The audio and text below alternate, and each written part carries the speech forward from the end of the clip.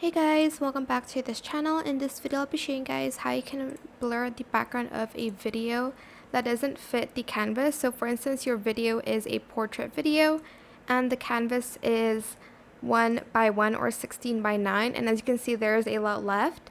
So to blur out the canvas, I'm just going to place this in the main track or else it's not going to show up. Scroll down, go to canvas and select the blur one, and you can choose from these like opacities, I guess, of like how much you want the blur. But that is pretty much it, really. It's super simple, and that's how you can blur a background when the video doesn't fit the canvas.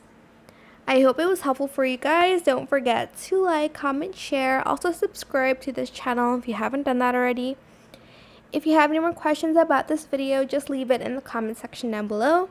I will try my best to answer them all for you guys. And if you found this video helpful, please click the thanks button as well. That is it for this video. Thank you for watching till the end. Until next time, bye!